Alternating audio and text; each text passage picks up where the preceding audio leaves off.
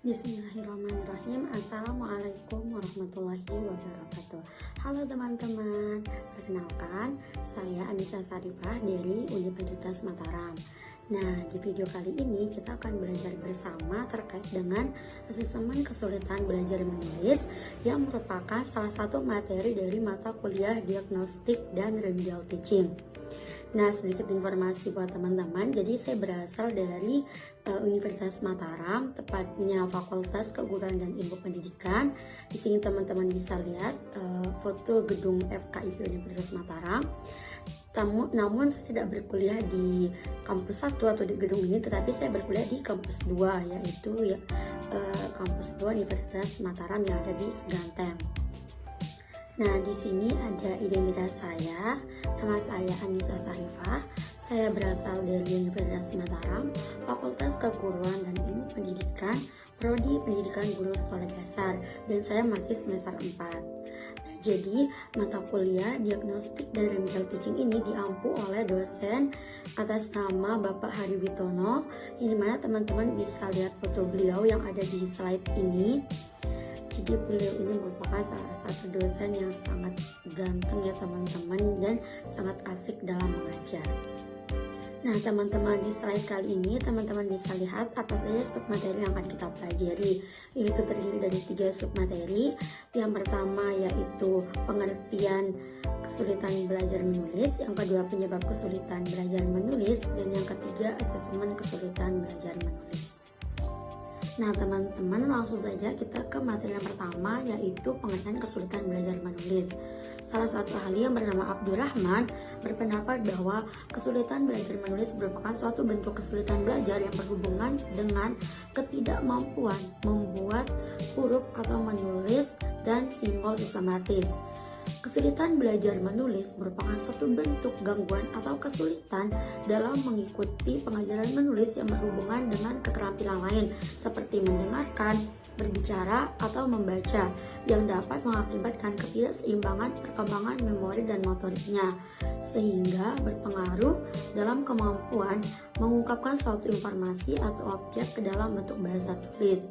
Nah teman-teman, jadi kesulitan belajar menulis ini adalah kesulitan yang dialami oleh anak ketika anak tersebut tidak bisa membahasakan atau tidak bisa menyampaikan informasi yang dia dapatkan ke dalam bentuk bahasa tulis atau ke dalam tulisan.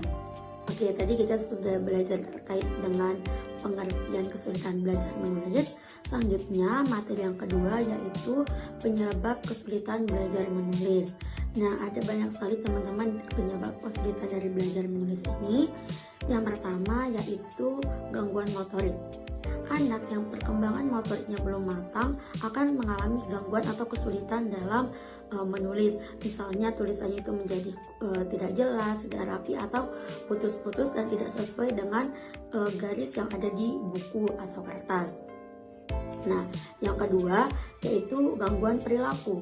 Anak yang hiperaktif atau yang perhatiannya mudah teralihkan dapat menyebabkan pekerjaannya terhambat, termasuk pekerjaan menulis. Jadi anak yang hiperaktif ini akan sulit untuk belajar menulis karena perhatiannya mudah teralihkan, sehingga ketika dia misalnya sedang belajar menulis dan ada sesuatu yang membuat perhatiannya teralihkan, maka dia akan meninggalkan pelajaran menulisnya itu. Yang ketiga, gangguan persepsi. Nah, gangguan persepsi ini ada 2 teman-teman. Jadi yang pertama itu adalah ada persepsi visual. Nah, jika persepsi visualnya terganggu, maka anak tersebut akan sulit membedakan huruf yang mirip. Misalnya huruf D kecil dengan huruf B kecil, atau huruf M kecil dengan huruf W. Nah, terus yang kedua yaitu persepsi auditoris. Nah, jika persepsi auditoris yang terganggu, maka anak akan kesulitan untuk menulis instruksi atau informasi yang disampaikan oleh gurunya. Nah, yang keempat yaitu gangguan memori.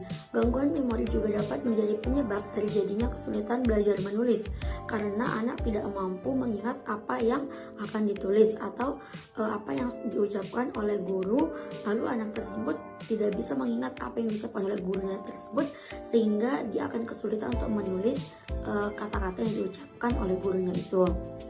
Nah, yang kelima yaitu kemampuan melaksanakan kelas modal. Nah, ketidakmampuan anak dalam bidang ini dapat menyebabkan anak mengalami gangguan koordinasi antara mata dan tangan, sehingga tulisan menjadi tidak jelas, terputus-putus, dan tidak rapi. Yang keenam yaitu penggunaan tangan yang dominan. Anak yang tangan kirinya dominan atau kidal, tulisannya juga sering terbalik-balik dan tidak rapi. Selanjutnya yang terakhir yaitu kemampuan memahami instruksi.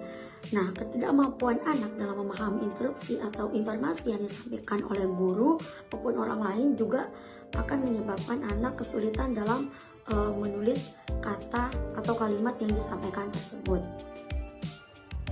Nah, selanjutnya teman-teman kita akan belajar terkait materi yang ketiga yaitu asesmen kesulitan belajar menulis. Nah, asesmen kesulitan belajar menulis ini sangat banyak teman-teman. Yang pertama itu berkaitan dengan bentuk kata. Dalam menganalisis bentuk kata, guru bisa membuat sebuah alat dari karton yang berukuran 3 x 5 cm. Dan di tengah karton itu diberikan lubang yang ukurannya sedikit lebih besar daripada huruf.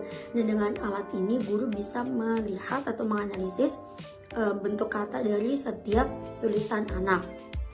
Yang kedua yaitu ukuran, letak, dan proporsi huruf.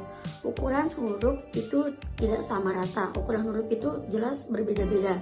Jadi guru harus bisa menganalisis tulisan anak dengan melihat ukuran huruf tersebut. Misalnya huruf A kecil itu lebih pendek dibandingkan dengan huruf B kecil, karena kaki huruf B kecil itu lebih panjang dibandingkan dengan kaki huruf A kecil.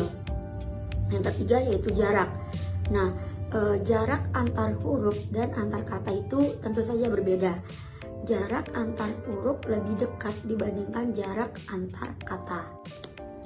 Selanjutnya yang keempat yaitu tebal tipis. Nah, jadi sebaiknya ketika anak baru mulai belajar menulis, sebaiknya diajarkan menggunakan pensil, karena dengan menulis menggunakan pensil, tulisan anak lebih terlihat tebal dan tipisnya. Jadi guru akan lebih mudah untuk menganalisis tebal dan tipisnya tulisan anak tersebut. Yang kelima yaitu tegak atau miring. Tegak atau miringnya tulisan anak ini juga berpengaruh karena posisi anak pada saat menulis. Apabila posisi anak merasa nyaman dan posisinya sudah benar, maka kemungkinan anak akan menulis dengan rapi dan tulisannya itu tegak. Tetapi jika anak menulis dengan posisi badan miring, maka otomatis tulisannya juga akan ikut miring. Yang terakhir yaitu kecepatan.